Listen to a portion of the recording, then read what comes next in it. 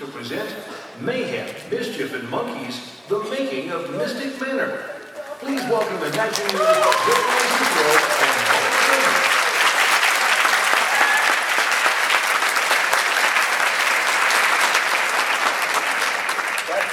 Hong Kong Disneyland is a jewel here in China.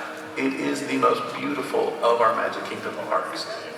It's got this amazing setting right on the South China Sea, but also has this backdrop of these beautiful mountains behind the castle that you will not find anywhere else in any of our other parks. We're continuing to expand the Great Base Park that we opened with in 2005 and starting to bring new and exciting stories to our guests that have never been told before anywhere else. When we were asked to do this expansion here in Hong Kong, we wanted to create something that had the same feeling of a haunted mansion, which was this grand illusion show that had supernatural elements, but put a different story around it. So I think for those Disney fans in the know, not only will they get the fact that we've taken this DNA from the haunted mansion, but we've actually made some real physical nods to it and other Disney attractions. We got to look back at our roots. What is all about the classic Disney dark ride experience? And we use that as kind of our hallmark, but then how do we take it to the 21st century? Mystic Manor, to me, is just another step in the line of where we push the envelope. We're really mixing the digital and the analog and then blending it all together that creates kind of this real-world experience. It's happening real time in front of you. All bets are off when you're inventing characters in a whole new ride like Mystic, and I think that goes back to our traditions of the Walt of having things that are strongly character branded and things that are kind of new. Bringing Albert to life is a conglomeration of a lot of different disciplines. He's cute and cuddly, but yes, he's also a little boy, and he's a little bit curious and a little bit mischievous. And so we wanted to express that into the guest, but in an adoring fashion so the guest would want to follow him. I probably drew 50 different designs of Albert. At one time we had a very realistic design of Albert. Being a father, having Dylan and Noah as kids really changed my view of the parks and helped me design these characters in a way that would be easier for the audience to accept. We've created characters and we've created a situation that guests are going to relate to and feel moved by. Mystic, to me, I would hope it would take us back to the day maybe when we first opened Pirates. It's old style Disney color, sound, lighting. It immerses you in a complete fantastic environment. When we were approached by Danny Elfman and were told that he might be interested in doing this, to me that was one of the pivotal moments when I said this is going to go from something that can be really good to something great. Danny has the ability to create tension and excitement, but there's always a grin underlying it. So Danny was perfect. When you think of Pirates of the Caribbean having its song, and Haunted Mansion having a song, and this, I can hum the melody now, Mystic Manor, and again, not seen it anywhere else. You didn't see it in a movie first. The first time you'll see it is in the park.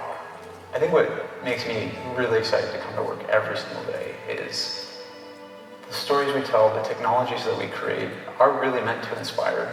And again, I think Mystic is such a great example of that. Everybody cares really passionately about what they do, and it shows in a project like Mystic. It shows again in every single detail. I think that the guests see as they walk through the park. It really shows the amount of heart and soul that everybody on the team put into it. I think it makes you really proud. It's just that realization, we can't do this alone.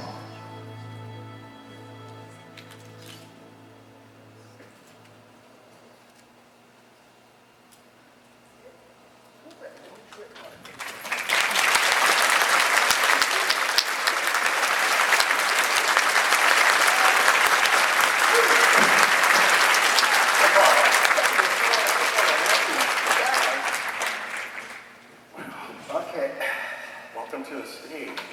Hi, I'm Mark. And I'm Joe.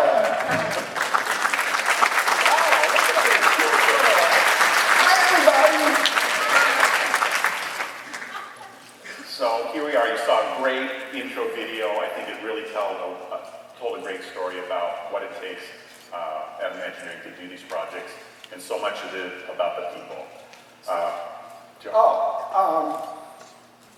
don't know if many of you know this, but I've been doing this for a little while now.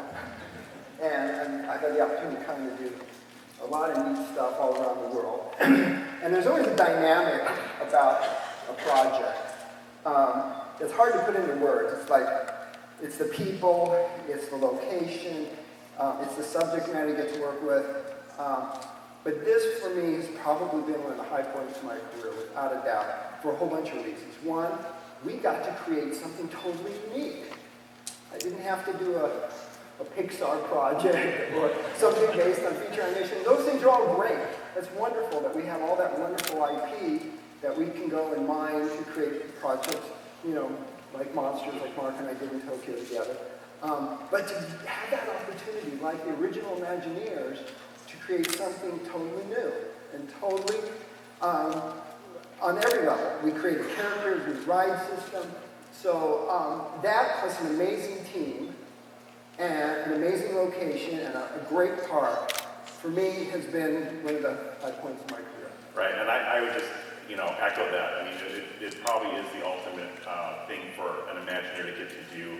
Marty Sklar always refers to that blank sheet of paper, and we actually had that blank sheet of paper when we started this project. So, with the image that you see behind us, this is actually opening day imagery from the park, and you can see how beautiful that is, and it really is kind of makes a statement, and really is kind of almost a second castle to Hong Kong Disneyland. So let's talk a little bit about Hong Kong Disneyland first. First, show of hands, how many people have been there? People on my team don't count. Really? Okay, how many of you saw Mystic? Yay! Yeah, all right. Excellent, wow. So those of you not familiar with the park, I'll just quickly orient you. This is our park, sweet park, beautiful park. You heard Ethan at the top of that little film sing. It's probably one of the most beautiful settings, and it is absolutely. The park itself is, they called it Walt's Park because it's based on this park here in Anaheim in terms of its scale and its size, not like Walt Disney World or Tokyo or the other ones. So there's kind of a nice intimate scale to it. So when we set out to do this expansion, which is this area here, there were 3 parts to the expansion. We first opened Toy Story Land. Then we did a really cool, our version of a Western Land or a Frontier Land called Grizzly Gulch with a really neat roller coaster. But then kind of the crowning glory of the whole thing was Mystic Point, which you see right there. What's in this? Mark, what's in Mystic Point? What's in Mystic Point? That's a great segue to the next slide. So here's an overview, and actually, of course, Mystic Manor is the centerpiece to Mystic Point. Mystic Point's the overall estate of Lord Henry Mystic and his sidekick, Dick Albert. In addition to that, we've got the Explorers Club. It's a 400-seat restaurant. It's a quick-serve restaurant, but we, again, with that blank sheet of paper, really got a chance to take it over the top, and there's some really fun individual rooms in there that, again, express this whole idea of world travel, world exploration at the turn of the century. It's kind of a setting of 1908 for us. And so we've got these great rooms that you can dine in. In addition to that, we've got the Garden of Wonders. The area development takes on this really kind of interesting sculpture garden piece where we've got anamorphic sculptures that you can interact with, and they're just great sculptural pieces on their own, but when viewed from key, unique spots, they actually set up oculus that you can look through. They take on a unique transformation where the... Can you show pictures of those? We are going to show pictures of that. Well, I guess I can keep going.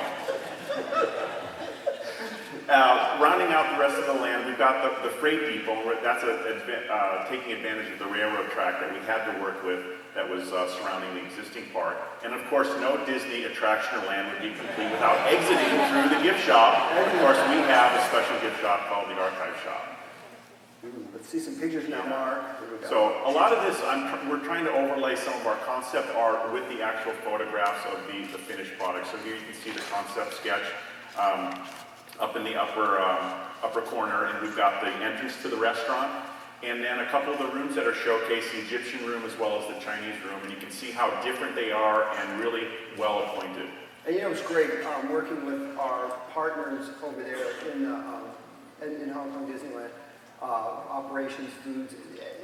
You know, we build these things and we come up here and we take a bow, but it takes so many people to make these projects come to life. Besides the Imagineering teams and the construction teams, our on-site teams are great. And Mark was great. He went in and he gave them the story about Lord Henry, and he really got them into understanding the backstory of the whole thing. And then they take that and they run with it and have created some really great menus there. Kind of an international mix of food. I mean, that really becomes our job. Once we kind of get this to the field position, the Imagineers that are on site in the field, it's really up to us to kind of take it to the next level and impart that story to the contractors, the construction workers, our partners like Joe said over there.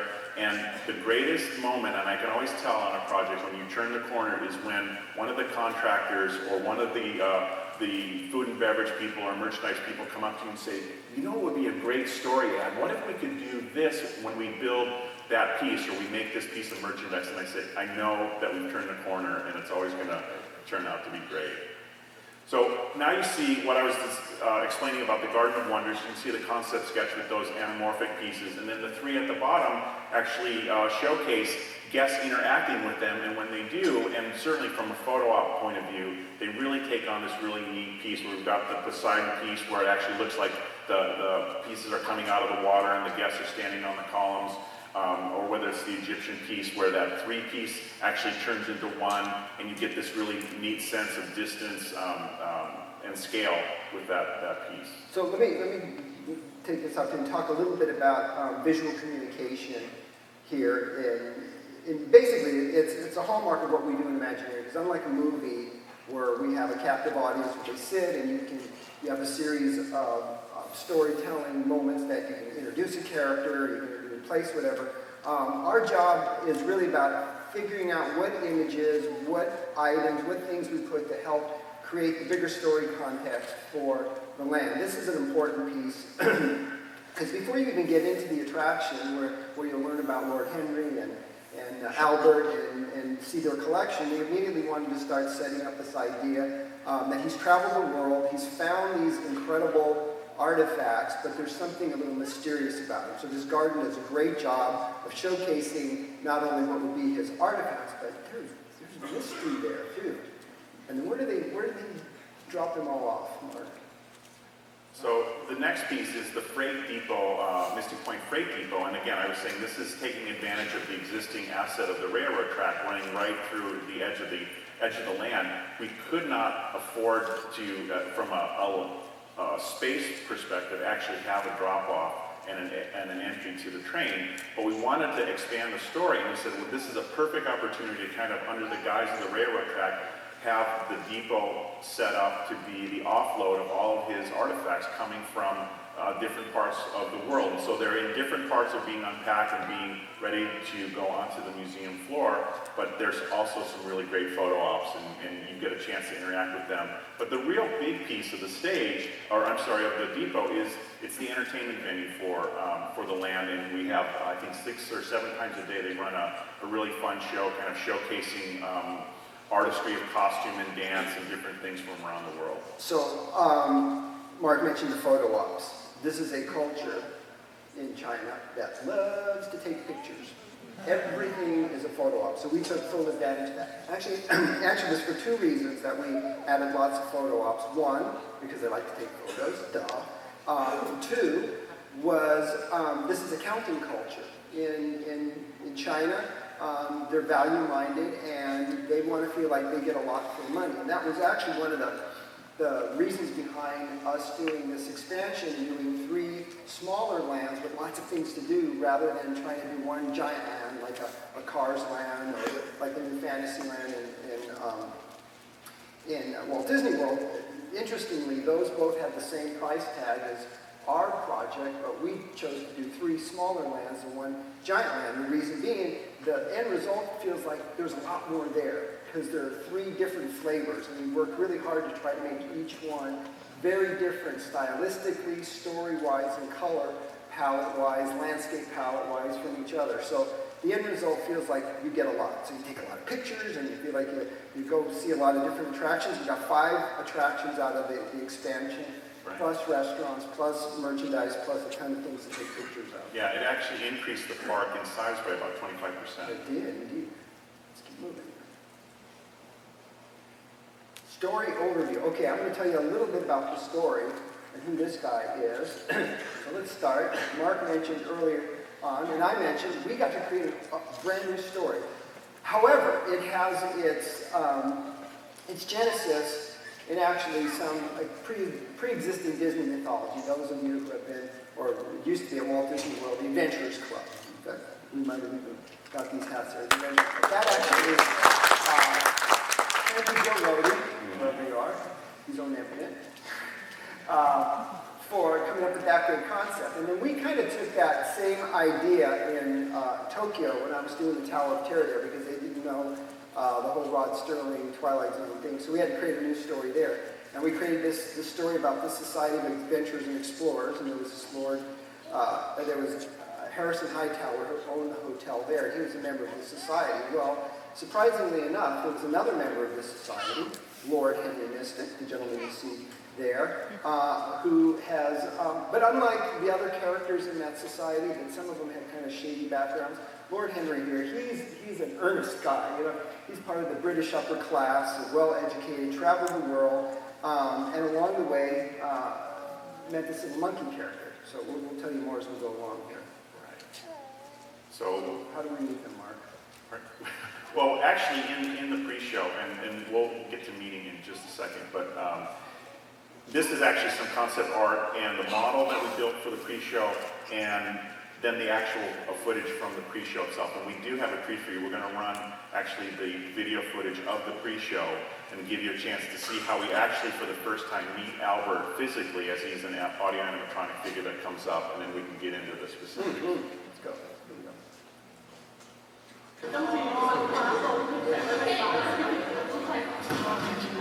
Hello, can you hear me out there from back in the projection room? Oh, very well. Welcome to Mystic Manor, home to a world-class collection of art, antiquities, and my personal residence.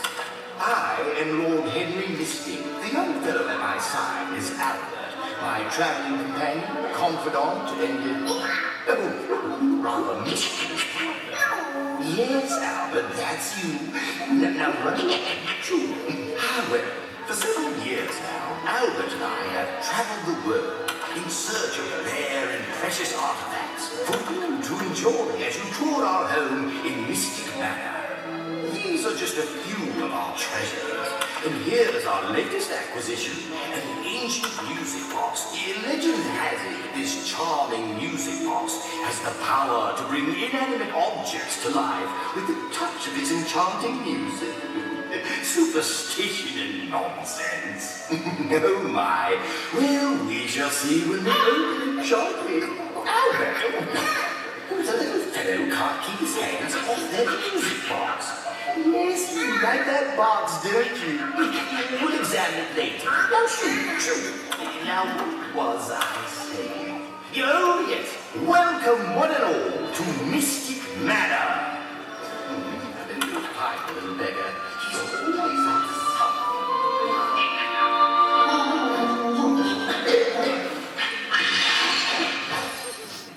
So with that pre-show,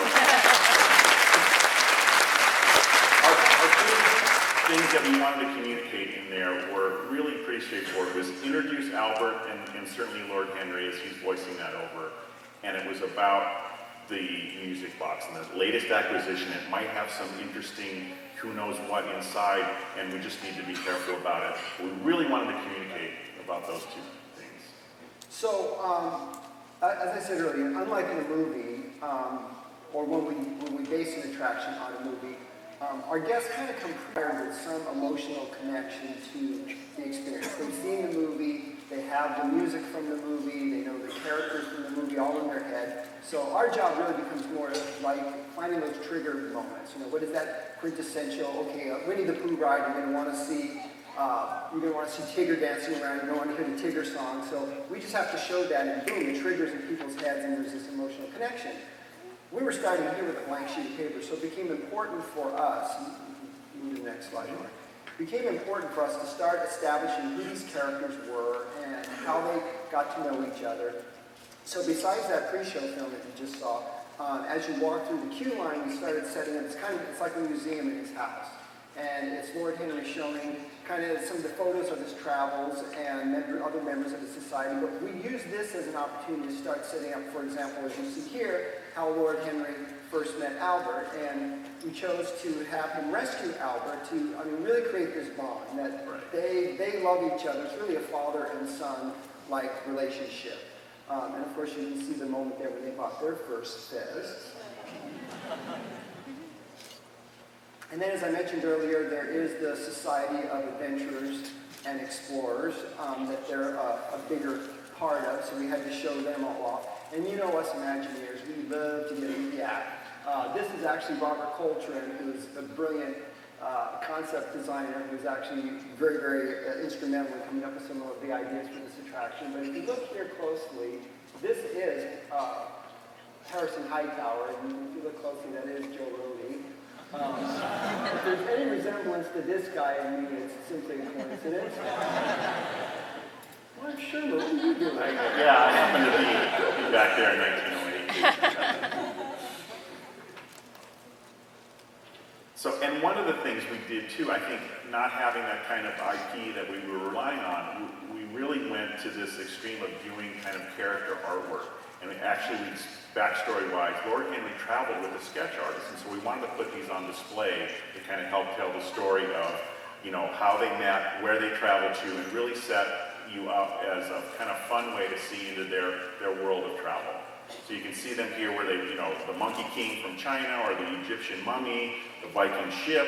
But of course, the key thing about what we wanted to kind of keep reminding the guests was all about the music box. And here, this is a great image done by Chris Turner. Actually, all of these were done by Chris Turner to kind of help us with that, was the turnover of the Balinese music box. And if you look at the gentleman holding the umbrella, he's actually really kind of fearful that he's even that close to the box. So they're happy to get rid of it. So some subtle foreshadowing here. And just pictures of the actual queue as it looks. So one of the things that was really integral to this attraction was the ride system, and certainly the ride vehicle. You may know it's a trackless system. We're actually got more than 200 RFID tags buried in the concrete floor that's helping guide the system.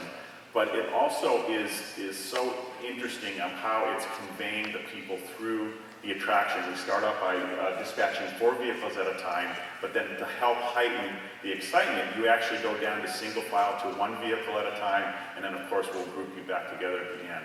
We wanted to really help tell the story up in the queue, where Lord Henry actually invented this. He's a bit of a tinkerer as well as kind of an explorer, and he invented the magneto-electric carriage that he took to the Paris Expo of 1900, of course won the gold medal.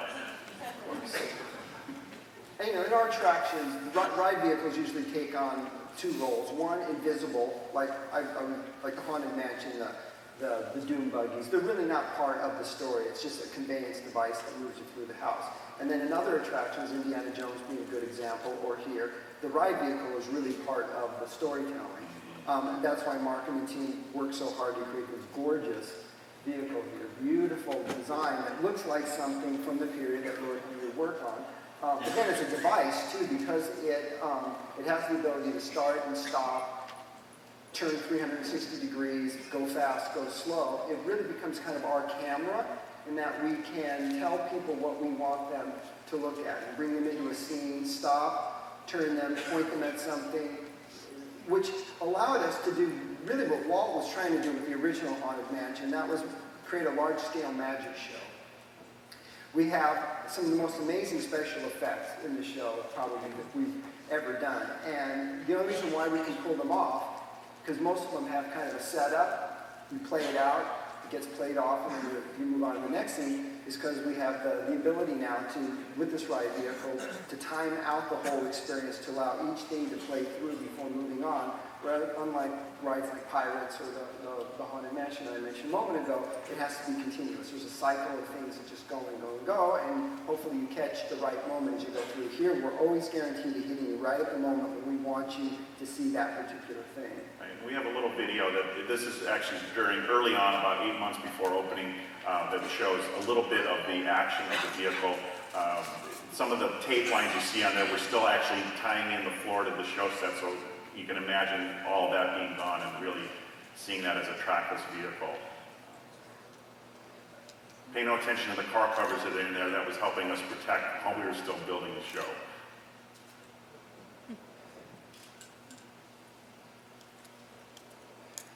So now really into the story beats.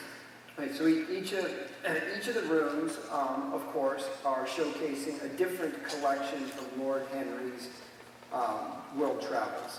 And we thought about the progression of the experience. We thought about what kinds of things would be interesting, knowing that the music box, which Albert, as you know, opens up and allows this magic music dust to come out and brings things to life. What would be interesting to see come to life, and then also thinking about how the experience would have a build to it from kind of benign to dangerous. Because it all starts out, it's a story of redemption, and it's a story of, at the end, we're all responsible for our actions. Because little Albert here, he opens the music box, and then the consequences of his actions, of course, is that it starts bringing things to life. And some things coming to life are kind of cool, like musical instruments and statues and antiquities. But then when things like the armory come along and it starts getting dangerous, he realizes what he's unlocked. And then has to redeem himself, as we'll see as we move through these scenes. Yeah. So this first scene, the cataloging room, it's actually really a foreshadowing room. It sets up where Lord Henry's office is in the background, and that's where the first time we get to actually see Lord Henry. He appears out from his office, kind of welcomes us, but of course reminds us that the music box is there. But he's very busy, and off he goes looking for Albert to get this kicked off. And as soon as he does, that's when Albert comes out and opens the music box. So the next scene is our music room, and music becomes a really important feature for us, and we wanted to showcase that as the first formal room of the museum. And I just ask you to look at all of these concept to actual finished pieces. One, how close they are to the original concept drawings. The concept drawings are probably about 6 years old, at least. And how they kind of rang true to when we actually built the piece in place. So as you leave that first room, the music dust is actually alive. This is one of the great special effects that we've got. The music dust actually is able to dance in and amongst all four vehicles, almost in theater in the half round, tracing and chasing us into this next room. We see it actually tag these different instruments, the harp, the harpsichord, and the Oaxacan organ that anchors the piece at the end, and Albert's actually inside of that, and when the music dust washes up over that, you see Albert pop up, and he just kind of is intrigued with it, and as Joe said, he's our kind of, our eyes and ears to this. We're watching all of this happen with him, and he just is dancing along to the great music that Danny's scored for us, and it really becomes kind of this fun, very, interesting and non-threatening scene. So two really, really, really important things that make this show special, and were so key to the storytelling and the story we wanted to tell, and that was the music. We knew from the start that music wanted to be an important part of this. Again, going back to our heritage of great attractions like It's a Small World, Haunted Mansion, Pirates of the Caribbean, all of them, and I bet you as I said those names, those songs popped into your head. Yo ho ho, it's a small, how many people curse us probably for that thing, Small World song that sticks in your brain, but that's great because it becomes part of the experience. So we knew we wanted to have great music. And then this music dust was so important in terms of, it almost becomes like a character in how it has to come alive and bring the objects to life and such. So the fact that we were able, and we'll talk more about this in a little while, able to get Danny Elfman, you guys know who that guy is, to do the music, and Danny will be talking to us via the screen in a little while. And then to really kind of crack the code on creating a new special effect that had never been done before for this music dust those were big moments, integral moments to making this happen. So as we continue on, one of the things we also try to do is take advantage of scale. So those first 2 rooms are almost 2 stories in kind of overall height. They're voluminous, and then we take you down into the Mediterranean Antiquities room. And it's more of a hallway. We bring the scale down and we start going single file, taking advantage of the ride system here. We've got some great artifacts that are enlivened as well by the music dust. So we've got the Pompeii fresco piece. We've got Medusa that you see here. Just some really fun, and again, things that you just really want to stare and watch at over and over. They're non-threatening to you at this point. Okay. So this scene we always talk is kind of the turning point in the attraction, because this is the first time that we, the audience, and little Albert realize that when things come to life, they're not always fun and fanciful and magical, that they can be dangerous. And here we have the fly trap gag where Albert's there playing with one little baby fly traps, unaware of the fact that there's a big mama right behind him, snaps at his tail and then turns and snaps at us. And that's our first moment where we go, ooh, maybe this isn't all fun and games. So as she does, what we do, just to heighten the tension a little bit, is a lightning strike, a thunderclap. We fade to black as she actually realizes that we're there too, and she comes out and wants to chomp on us a bit, and we get out just in the nick of time.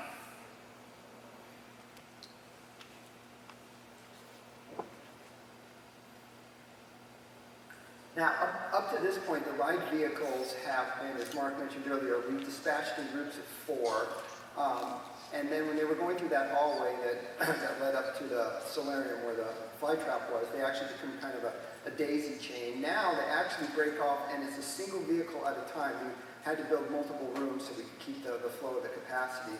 But we wanted moments where you're locked in a room, just you, single ride vehicle, and the set. And in this case, it's our Slavic Nordic room where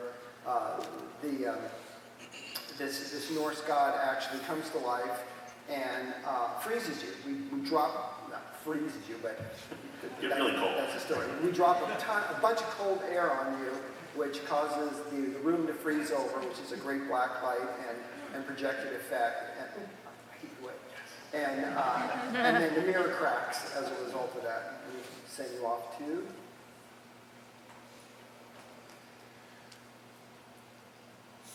So this is the armory room. It's probably our biggest scene. It's right smack dab in the middle of the ride building.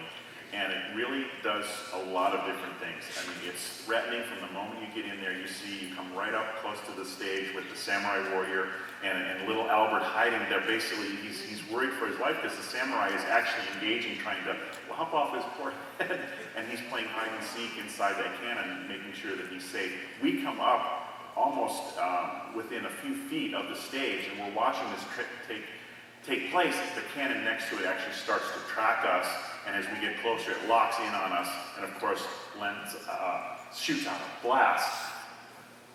Shoots out a cannon blast. Excuse me, I'm sorry. Somebody's calling. Hello? What? Okay, fine. All right, I forgive you, but just this once. All right, yeah, I'll meet you down in the WDI pavilion later. All right, thank you. Who's Lord Henry? Lord Henry. He said he decided to go listen to Lassiter and Iger. Whatever. Sorry. His loss. Actually, I think I see Lord Henry over there. I'm not sure. But anyway. So it's really a threatening moment, and taking advantage again of this ride system, the trackless system, we actually get blasted and get sent into one of 2 directions where we either go by Trader Sam the Knight. So any of you familiar with Jungle Cruise, we've got Trader Sam the Knight here with his trophies in hand, or we go by the singing bus that are carrying on with Danny's tune, only to wind up in front of the crossbow that again starts to track us. But of course we get out in the nick of time. So those are just 2 examples of a lot of the homages we've made through the whole attraction to other Disney attractions. We said Trader Sam, the singing bus, of course, are an homage to the singing bus in the other Haunted Mansion, and you'll see others as we move through. So into the Egyptian room, this is, we start bringing vehicles back together. This is now 2 at a time, and we set up in front of this really great effect. It's actually a projection effect for the mummy, and the mummy actually comes to life, and bugs actually start to take over the room. With a little fade to black, imagine this whole room going to black and then feeling air and water and things dripping into your personal space. So that was one of the things from a special effect point of view. We wanted to kind of invade your personal space where we can with that 4th dimension of effects. And this was one of those examples. Tribal arts. So this is kind of our little homage to the tiki room, of course. But large scale, very large scale. How tall is the tiki god, Mark? The lava god in the center is probably 25, 28 feet tall. And he's spewing out lava here, which is a great. We used a lot of projection in the show, but our goal from the start was that you would never know that there was projection. I said to the team, everybody now has high-def video in their pocket, you know, and you go, and there's video screens everywhere you go in the world. The supermarket, you pump gas, there's video. We're not fooling anybody when you can tell, there's a screen, there's something projected on it. And there's like whole rides that other companies have done where you put on 3D glasses and move through things, and it's all projected. I mean, they're cool, but it's not real. And I think what makes this ride so much more believable is that you don't have 3D glasses on. Everything is dimensional and real. It's all environmental. And so wherever there was any kind of projected special effect, a lighting effect, whatever, we worked very hard to combine things. For example, here, there's projection, there's fog effects, there's black light painting effects, there's animation effects. And everywhere we could to blend things in such a way that the whole was greater than the sum of the parts it was made of, and it became one believable thing. That's right. So tribal rooms actually set up into an A and a B, so you get this great effect with the tiki god. He's kind of perched precariously there, lava spewing. Lasers actually shoot out of his eyes and send you spinning into the next portion of that room, where you are lined up with the little tiki warriors. And of course, they're set up, but then all of a sudden they turn out with their weapons in place and start blowing air darts and arrows and all of that. And you can see what happens. We're actually going to let you see where those arrows go. We turn you 180 degrees to see poor little Albert stuck up against the wall. He couldn't get out in the nick of time. And he's pinned there with all the arrows and blow darts. And I'll just say there were a lot of discussions about where to place that hatch. No clues, Sister Cruz. The Chinese salon. So this is kind of our crowning achievement. Probably one of the most complicated and impressive scenes we've ever done. Not we, I say in Imagineering. In fact, when we first started the project, it was a different concept for this room, and we realized that it wasn't going to give us the effect we needed as a finale to like emotionally engage the guests, put them so into this world. And one of the great things about working for the Walt Disney Company, and I've seen this time and time again, that good is not good enough. And we were able to go back to our management, at the time it was Jay Rizzullo, and present to him what we were going to do, and then we had this alternative. I said, it's going to make the difference between a ride that will leave people going, that was neat, with, oh my God, how did they do that? I'm exhilarated. And they said, you can go, and they actually gave us more money for it. But then with that challenge, we had to figure out how to do it. How to deliver. Because this scene, and I think we have some video later on, you'll see, this is kind of the crowning achievement of combining animated props, special effects, video projection. It's all there. It is. It's the kitchen sink, and it actually does deliver at the end of the day. So this is really kind of the Chinese salon. The Monkey King is front and center, and it's basically the Monkey King is almost conducting the music dust, almost like the band leader with the music dust, whipping around the room.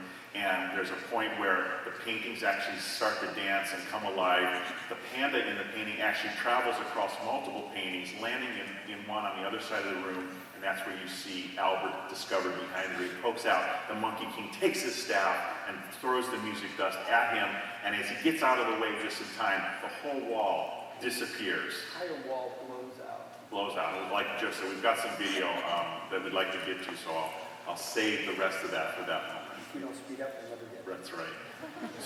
So you can imagine, he has his opportunity to try to get the music box and close and stop the chaos, but of course the wind and everything and the music dust too strong. He's whisked into this darkened scene where there's nothing but music dust kind of swirling around the room.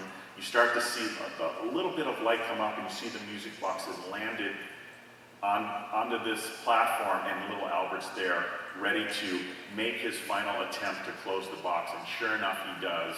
And as he does, the music dust miraculously comes together over the box.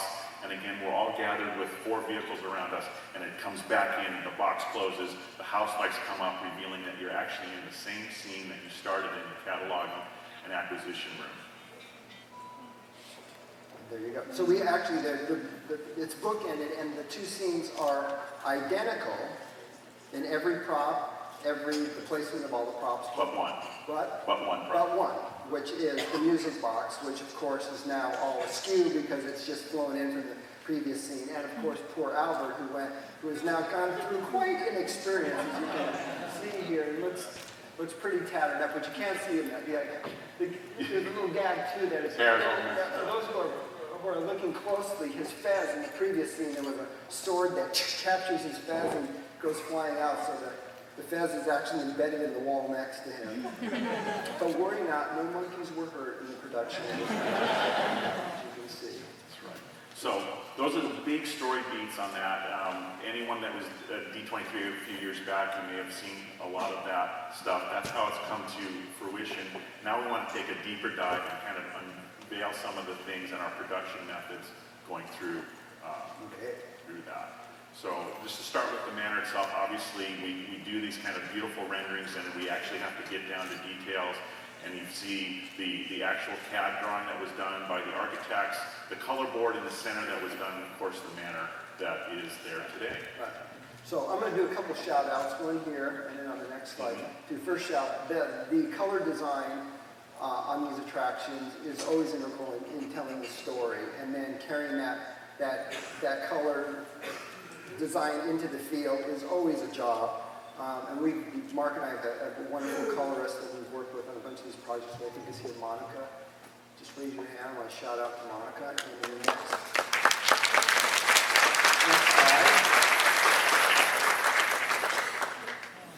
This is the development of Albert, which is from the hands of the very, very talented Ethan Reed, who you saw talking earlier. Ethan, shout out to Ethan. There's Ethan.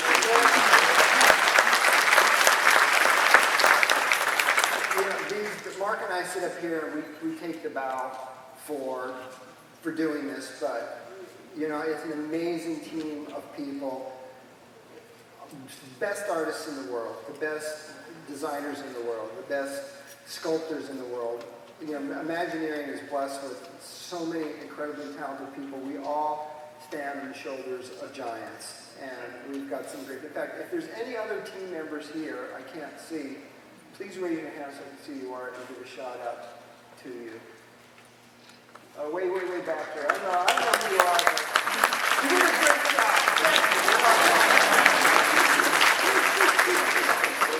Okay. Anyway, so you can tell from that we actually started out with a more realistic stylization of Albert, and really said, let's go back to our dark ride roots, our Disney roots, and really wanted to kind of push Albert and make him the cute, lovable character that everybody's going to identify with. And this is an example of some new technology for us doing figure design. Albert was actually done all in the computer. You can see some of the guys at Steve Petroni are there working on him. He's one of our great sculptors as well, but now he's really learning the program on doing it there. And you can see actually the little white maquettes are the ones we've got right here. These were not sculpted by human hands. These were taken from the computer and then grown. We have a 3D printer. that grew these out. And for us, this was great because we originally had budgeted to do the attraction the traditional way, and I think we only had enough money to do one phase. And as Mark said earlier, we wanted to use his emotions, his expressions to tell you how you're supposed to feel. He's afraid, he's inquisitive, he's in danger. So we were able to do that now with this process because we didn't have to, keep sculpting faces and a new one each time. The computer just spit them out after we would work through the design with Ethan and the team to get it just how we wanted. And with that, you can see how he actually turned out. And this was the interesting thing. We have one scene, our big finale scene, is CG generated. We had to have Albert really look like he was connected and was the same Albert that you saw as the AA figure. And I think we were able to accomplish that. Then moving on to Lord Henry, because Lord Henry actually only appears twice, and he's basically in the same kind of pose coming out of his office door for both, we actually did a more traditional foam sculpt, full-size foam sculpt that was then turned into the fiberglass piece that we traditionally do. This just is an example of the concept to the figure animation sheet to the actual piece. And this is a little look behind the scenes where no one else is going to get this view. This was in our factory in China where we did both Henrys together, and because we were working on them simultaneously, you get to see both Henrys. Albert, get away from that box. What have you been up to? You didn't touch that music box, did you? Kind of fun, but a little strange. Yeah. So, just a quick comment about the design of the characters. As Mark mentioned earlier, Albert was originally, actually both Albert and Lord Henry were going to be more realistic looking. And I started thinking about the fact that we're Disney, and the one thing that makes our characters, and I have an animation background, so I think about these kinds of things, the expressiveness of an animation character, giving them big eyes, giving them exaggerated features, and the early Imagineers knew this well, Mark Davis and Blaine Gibson, when they created all the characters for the Haunted Mansion, the Pirates, they're not real people. I mean, the proportions are all exaggerated, eyes are bigger, limbs are exaggerated, and all that's for an easy read. You got to be, in our attractions, you just have seconds to tell people what they're supposed to be feeling about this character. So, big eyes on the monkey, very, very expressive, you get it. Lord Henry, the gangly features on him, plus it's a stereotype too, and people react to stereotypes, and it's all about that quick read and being able to communicate as fast as you can, when, especially with characters that our guests are not familiar with. That's right. I mean, this ride is only 5 minutes long, and we've got so much story to tell that these guys have to be recognizable immediately. Sorry. So this is the layout of the building, and I won't go too much into it. Mostly just how compact it was for a ride that's 5 minutes long. We didn't use up a lot of square meters here. That's because, as I mentioned earlier, the ride vehicles were able to start and stop as they moved through each of the rooms. So we did this animatic here. Actually, it's very complicated. What you're seeing down the bottom is the floor plan here. Oh, it's big. Okay, that's the actual floor plan. These are the ride vehicles. And what this allowed us to do was understand where each ride vehicle was going to be, how long they were going to be in each room, and then we had CG renders of each of the viewpoint from each of these ride vehicles. So we could see what each of the vehicles were going to see, and then on some occasions we were able to drop in some of the special effects as well. This became the tool that we gave to Danny Elfman when he was composing the music, because unlike a movie, he actually had kind of work a little ahead of the process. In the movie, the whole movie's done, then he composes to it. Of course, the ride wouldn't be complete. We couldn't wait till the ride was complete for him to compose it. Plus, the timing of each of these scenes was so critical that we needed this device to help him understand what we wanted. And then this became a fantastic tool for us to understand what each vehicle was going to see, knowing that the four vehicles were going to be in different places, seeing different things, but we still wanted to create an experience where there was some parity in it, that everybody kind of got the same level of experience.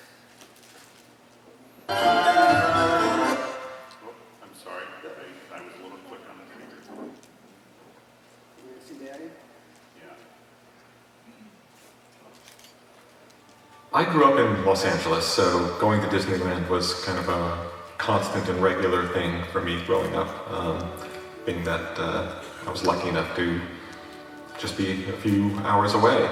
And the Haunted Mansion in particular was something that I really had a tremendous affinity for. So when the opportunity to do Mystic Manor came up, I was very enthusiastic.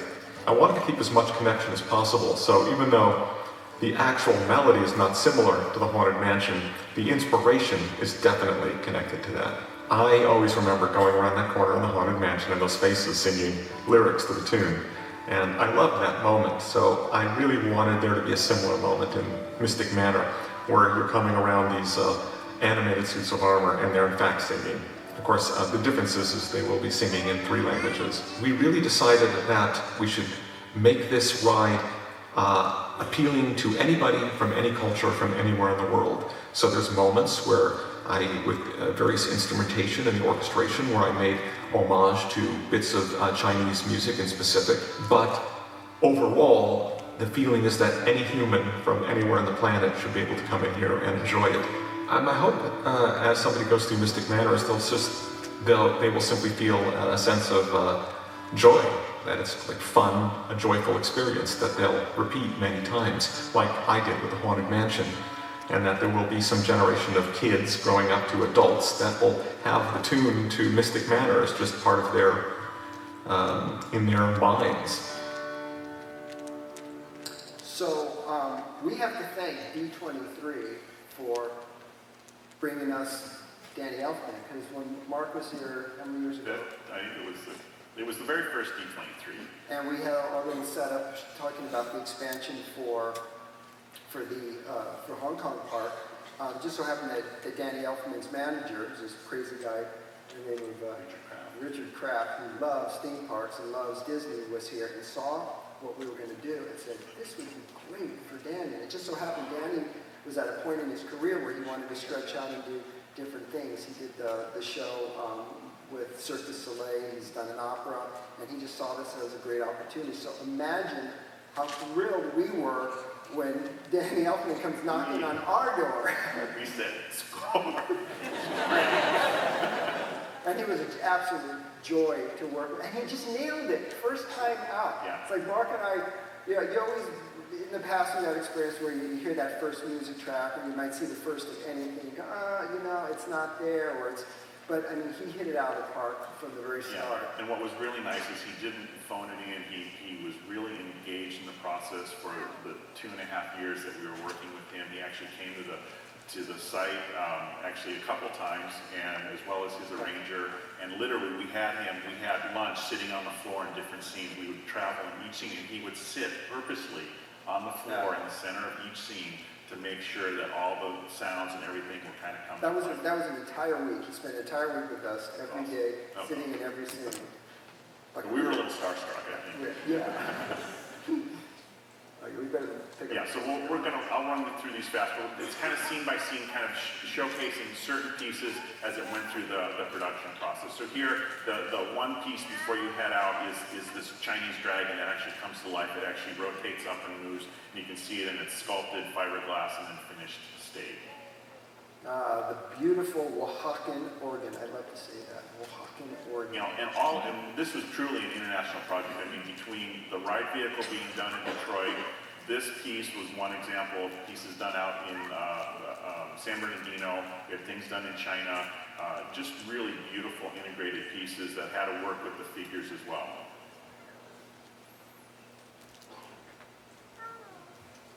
Just this kind of really fun piece, and this is one of the examples, one of the tools. This next slide is how we actually developed the gag for this video projection piece, which is the Mount Vesuvius erupting.